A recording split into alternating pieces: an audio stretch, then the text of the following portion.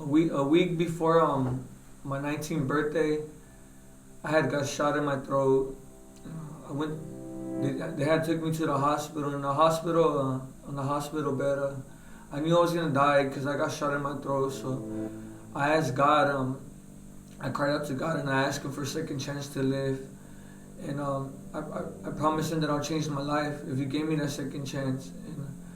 And that's the last thing I remember doing is praying to God and asking Him for that chance. And I woke up 5 days later. I went back to the streets when I got out. I didn't keep my promise with God right away. I still kept doing drugs and gangbanging. And God never left me, nor did He forsake me. He kept holding on to me, and God opened up a way for me to keep my promise to Him, and that was through the men's home.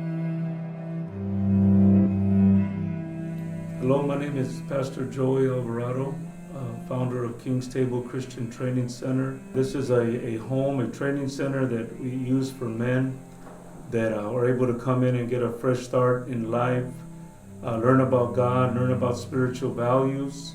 It's addressing the homeless issue, but it doesn't end there. It also takes another step of helping men learn about who they are, learn about who God is, and find that right path. I struggled with drugs and gang activity and prison and institutions for over 28 years. I came into this home with a situation of my son being removed from the mother and from and I'm going to be put on adoption and being bounced around from different foster parents, and me growing up not having a father figure, I really didn't have the bright idea of what a father was. I now baptize you in the name of the Father, the Son, and the Holy Ghost. And at one point where I couldn't see any further than maybe 10 feet where my life will be, now I'm grateful to God that as I bucked and kicked for so many years, that I am able to hold my son's hand and put this behind.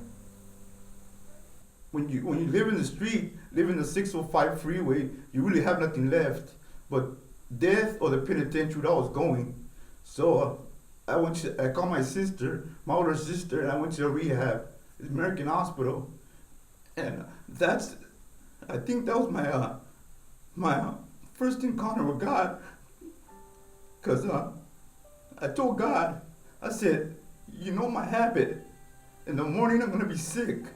I said, if you're really up there, take this disease away from me. And I'll do whatever you ask of me.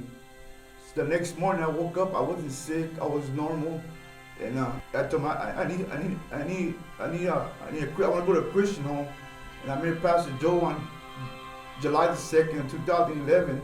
I walked into his men's home because I got sick and tired of being who I used to be. I needed something more. I needed something to fulfill my inside, because in the outside I looked good, but in the inside I was tore up because I had a lot of hurt and pain. And when I started getting a relationship with God and seeing who He was and how much He loved me, that I wasn't kicked to the curb, that He lifted me up from the gutter and said, "Son, I loved you." He's like the prodigal son, and I realized this today. This is that without King's Table Training Center, without the home being what it is today, being there, I never would have known God like I do know God today. And just very short that I will tell you is that God is real. Well, here at King's Table Training Center, we're one family. We're all united. We share our deepest hurts and pains. As you come to build a relationship with one of your brothers, our pastors, the church, you'll come to realize that it's not just one itself going through a struggle. We're all going through it together, but in somehow, some way, the Lord will help us, stand and get through it. And soon you'll realize that the home has made you a better person than you came in. I came into this men's home, King's Table, Kingston's Training Center, with the motives of just wanting to come and get sober and going back to the streets. But this men's home has brought so much more out of me. It's brought the good that's in me that is in each person.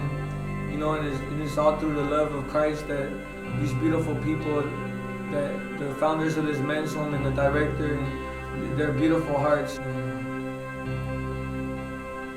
Man, I thank God for these beautiful people.